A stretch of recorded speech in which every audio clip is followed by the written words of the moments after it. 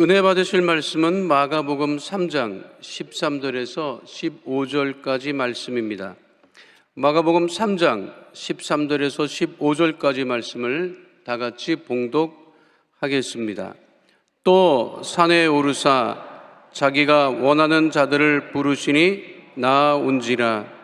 이에 12를 세우셨으니 이는 자기와 함께 있게 하시고 또 보내사 전도도 하며 귀신을 내쫓는 권능도 가지게 하려 하심이로라. 아멘. 오늘 둘째 날 제자로 선택받은 삶이라는 제목을 가지고 함께 말씀 나눕니다. 신자는 믿음을 통해서 태어나지만 제자는 훈련을 통해서 만들어지는 것입니다. 그래서 예수를 믿은 그날부터 우리는 날마다 영적인 훈련을 받아서 성숙되어져야 합니다. 평생 우리의 과제입니다. 과제. 절대로 제자리에 머물러 있으면 안 되고요. 어제보다 오늘이나 오늘보다 내일이나 날마다 우리 영적으로 성장해야 됩니다. 제자리 걸으면 후퇴하는 것입니다. 아이가 태어나서 자라야 되는데 자라지 못하고 그대로 있으면 그것은 큰 병이 든 것입니다.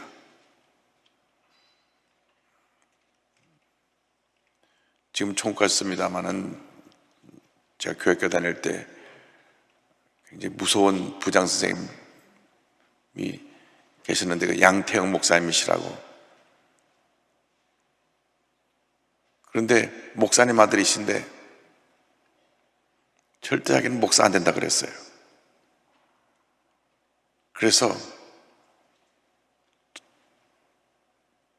사춘기 때 삐뚤어 나갔습니다.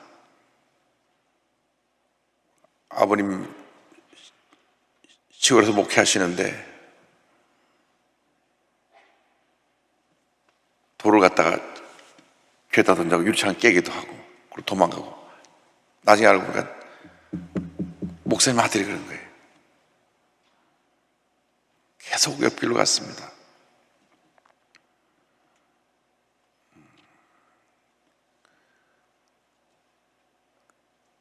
그런데 하나님은 주의 종으로 부르신 거예요. 주의 종으로 부르셨는데 주님이 부르시면 우리가 무조건 순종해야 되는데 끝까지 나는 목사 안 되겠다. 아버지가 너무나 고생하는 걸 내가 봤기 때문에 나는 목사 안 한다. 그래서 조영기 목사님이 소돔 시절에 자네 신앙계 맡아서 신앙계 하라. 그리고 그분이 이제 신앙계를 만들면서 교회에 한 발자국 들여놨는데 그래도 목사는 안 하겠다고.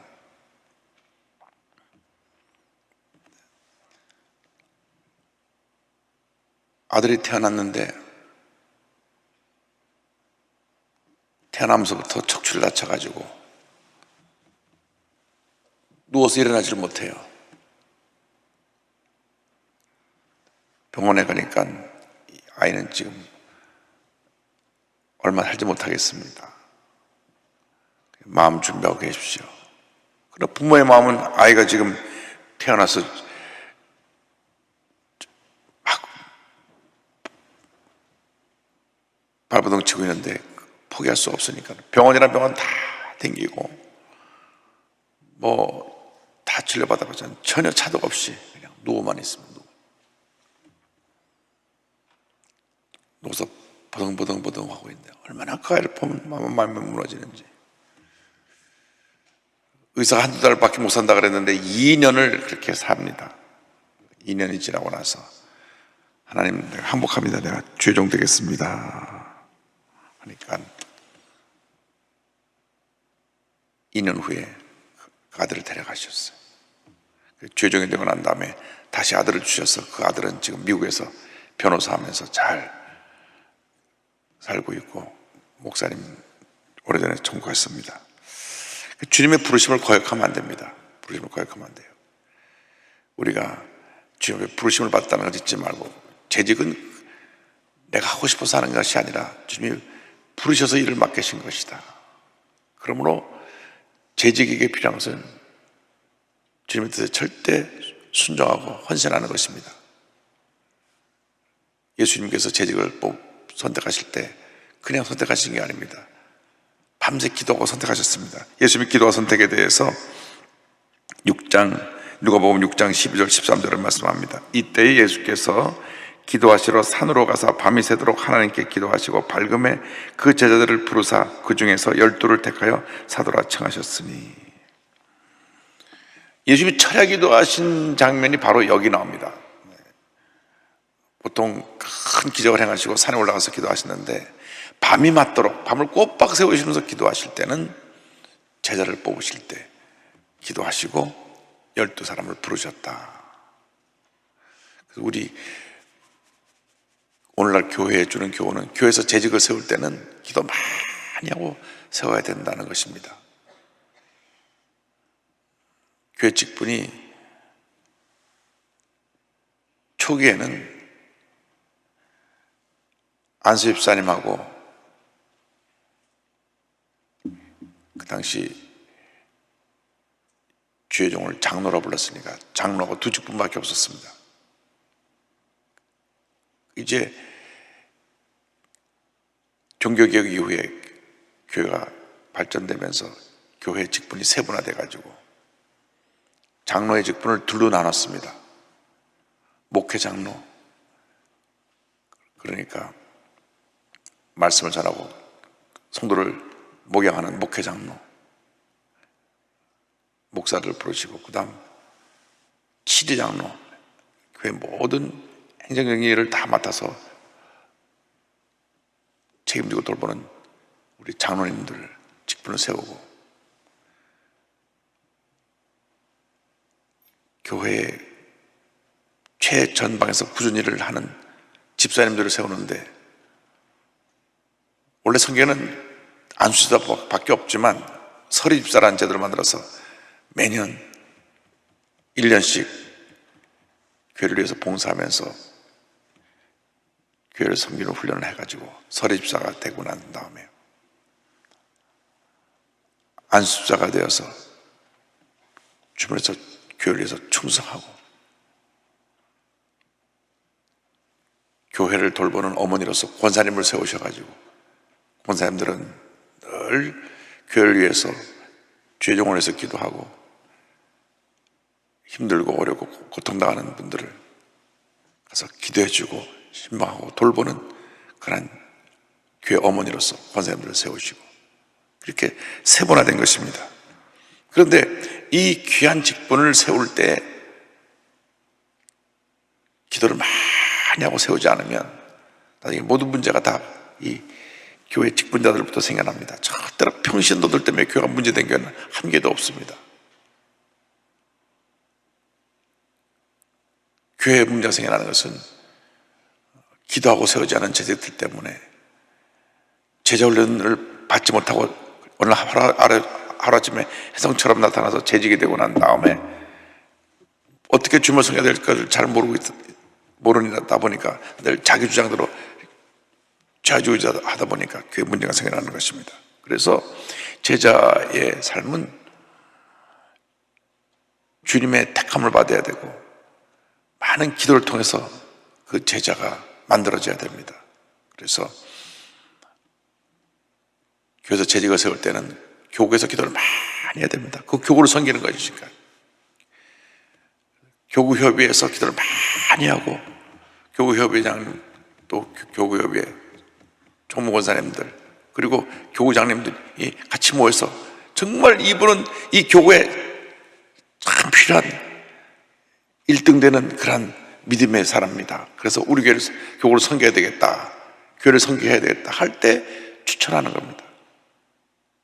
교회 오래 다녔다고 추천하는 것도 아니고 그것이 아니고요. 정말 모든 성도의 본이 되는 사도행전 6장에 있는 것처럼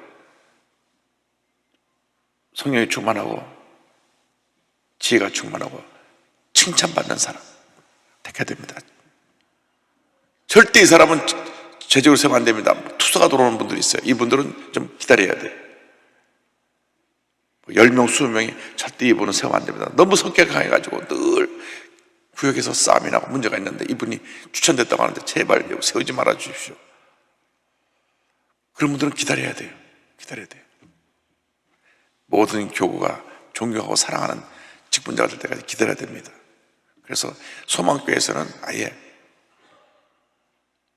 장로님 되려면 2년 넘게 밖에 나가서 차량 봉사를 해야 돼요. 차량 봉사.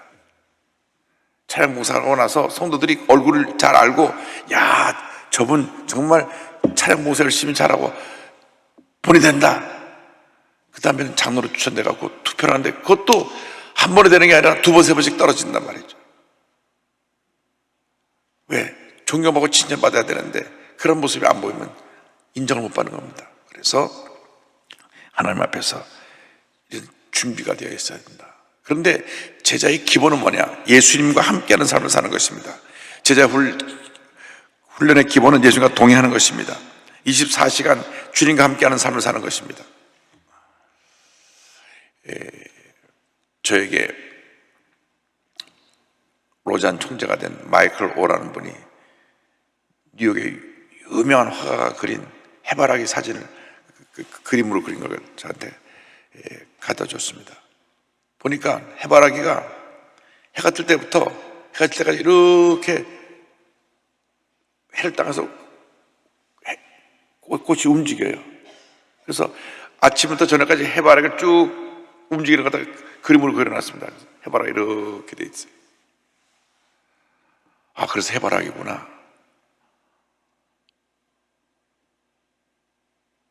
우리는 그런 의미로 24시간 주님만 바라고 주님을 따라 움직이는 주바라기가 되지 않겠나. 그럼 실수하지 않습니다. 그러면 함부로 아무 말이나 막 하고 남 상처 주지 않습니다. 그러면 감정을 다스리지 못해서 분나고 다투지 않습니다. 주바라기니까 언제나 주만 바라봅니다. 할렐루야. 다 모든 문제가 주님과 함께 있지 못해서 내가 내 뜻대로 하다 보니까 문제가 생기는 것입니다. 요한복음 15장 4절에 주님 말씀하십니다. 내 안에 거하라. 나도 너희 안에 거하리라. 가지가 포도나무에 붙어있지 아니하면 스스로 열매를 맺을 수 없음같이 너희도 내 안에 있지 아니하면 그러하리라. 예수께 붙어 있어야 되는 거예요. 포도나무가 열매를 맺으려면 붙어 있어야 되는 거 아닙니까? 1832년에 영국에서 태어나서 1905년에 중국에서 세상을 떠난 허드슨 테일러라고 하는 중국 선교의 아버지가 있습니다. 이 허드슨 테일러 선교사는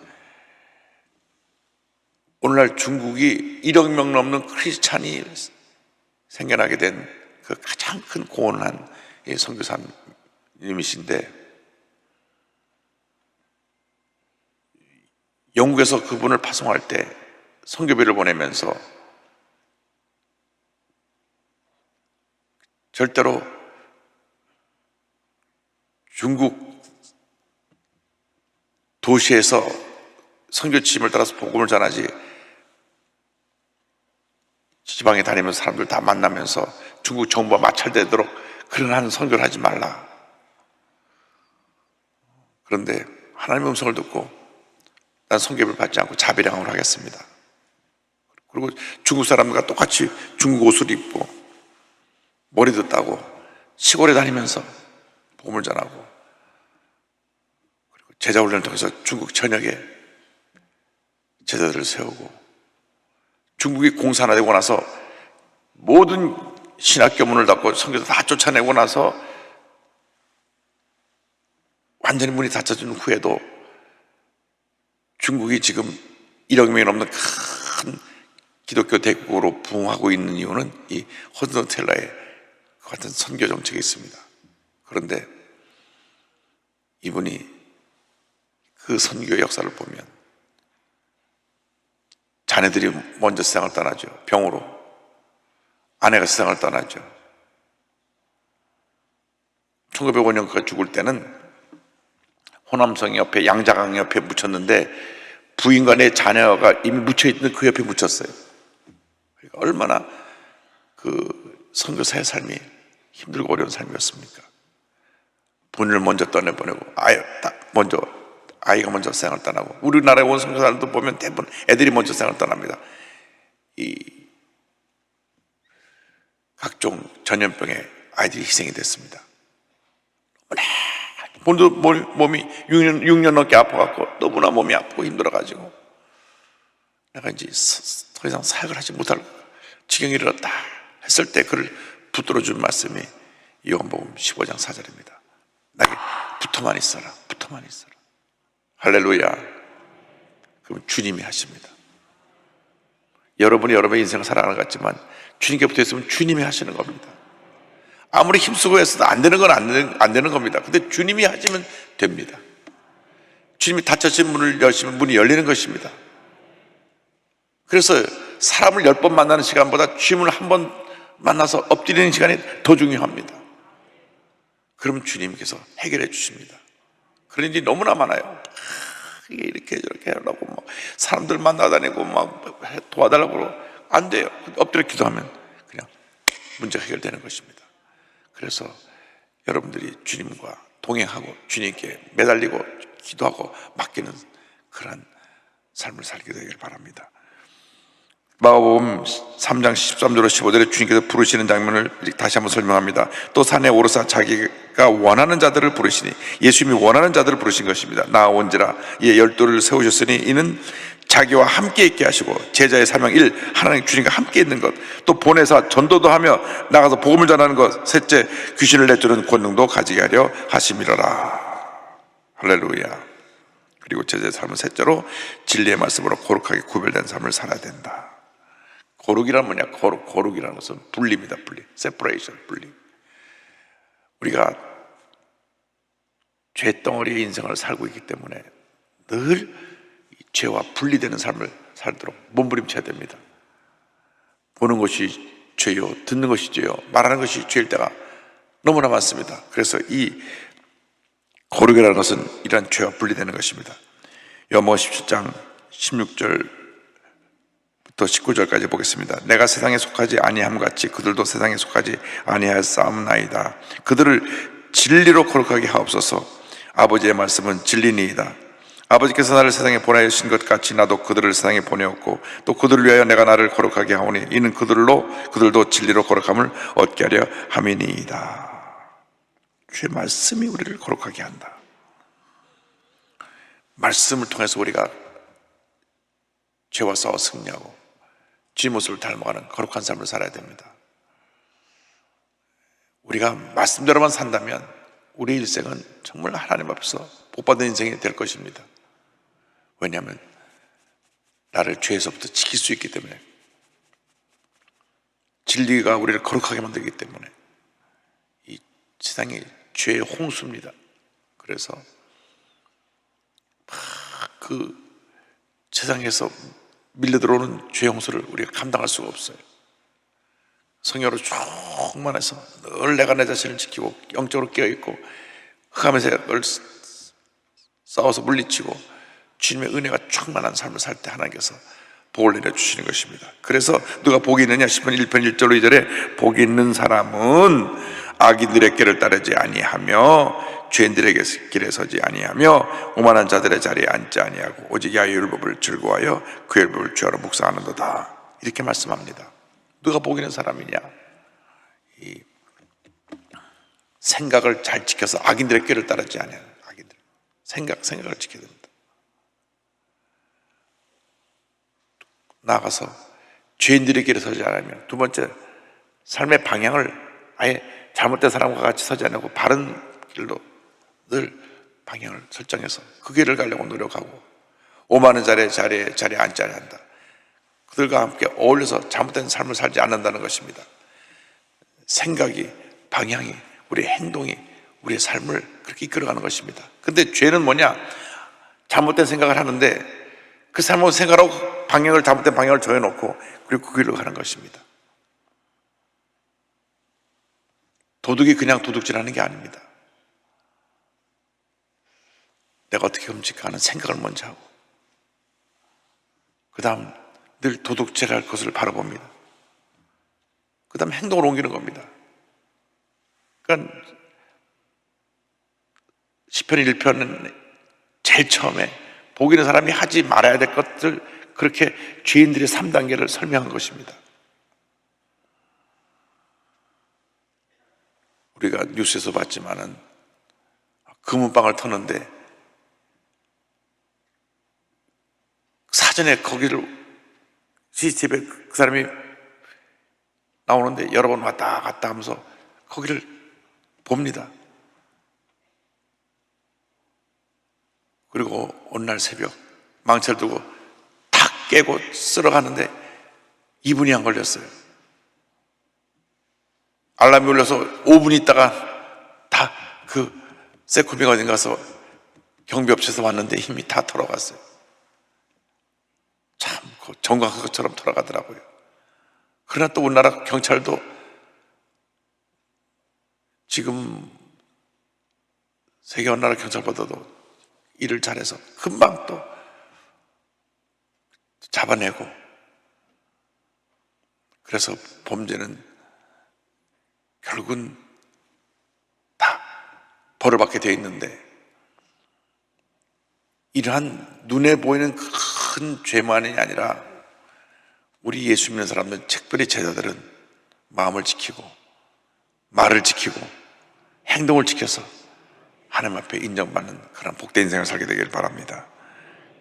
시편 119편 105절입니다. 주의 말씀은 내 발의 등이요 내 길의 빛이니이다. 늘 말씀을 묵상하면서 주님이 나에게 어떻게 오늘 또 말씀하시나.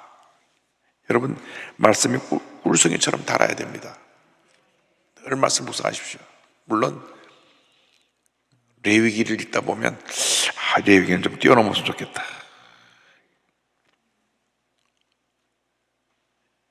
여러 번 읽어도 레위기는 참 너무나 말씀이 새롭다, 무릎을 치며 은혜롭다, 그렇게 느껴진 적은 거의 없습니다. 목사인 나도 레위기는 좀 뛰어넘었으면 좋겠다. 25장밖에 안 되는데.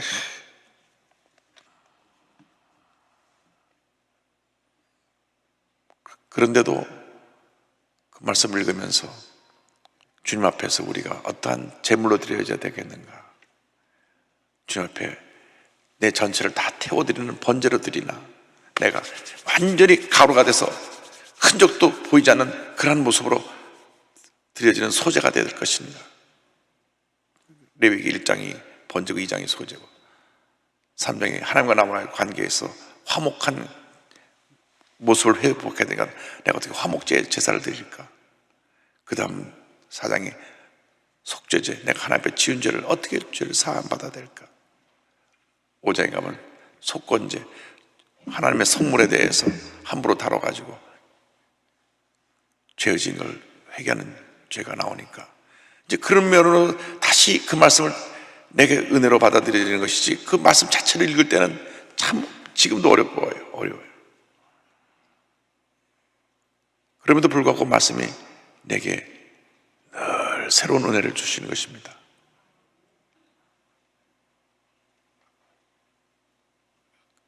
그래서 2월 마지막 날부터 성경을 다시 2번째 읽기 시작해가지고 지금 창세기, 출애굽기, 레위기, 민수기 를 읽고 있는데 말씀이 늘 새로워요. 여러분들 모두가 말씀 안에서 큰 복을 받게 되기를 주님의 이름으로 축원합니다. 참 제자의 길을 가게 되기를 주님의 이름으로 축원합니다. 오늘도 여러분의 말씀을 통해 여러분의 생각을 지키고 말을 지키고 행동을 지켜서 복받은 인생 살아가게 되기를 주님의 이름으로 축원합니다. 가슴에 손 얹고 아픈 자리에 손 얹고 기도합니다.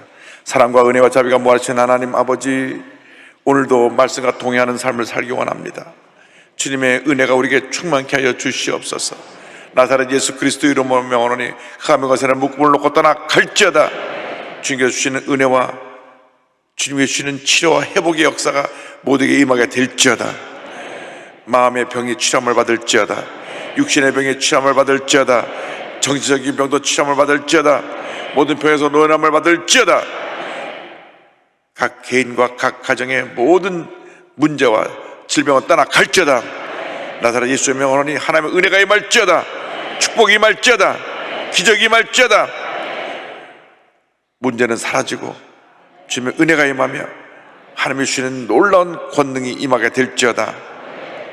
내게 붙어있기만 하면 많은 열매를 맺겠다고 하신 주의 말씀을 기억하면서 한평생 주님께 붙어있어서 주님과 동행하며 주님 기뻐하신 삶을 살기 원하오니 주님 은혜 내려 주시옵소서.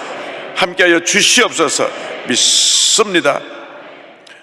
오늘도 기도할 때 기도 제목 다 응답해 주시고 주님 앞에 나올 때 예물 드린 손길들마다 하나님께서 복을 주셔서 기도마다 응답하여 주시고 좋은 일이 차고 넘쳐나게 하여 주옵소서. 예수님의 이름으로 기도드립니다. 아멘. 지금은 우리의 구세주 예수 그리스도의 무한하신 은혜와 하나님 아버지의 크고 넓으신 사랑과 성령의 감동감화 인도교통 충만하게 하심이 주님이 기뻐하시는 제자의 길을 가기 원하는 주님의 귀한 백성들 위해 일꾼들 위해 지금부터 영원토록 함께 있을지어다. 아멘.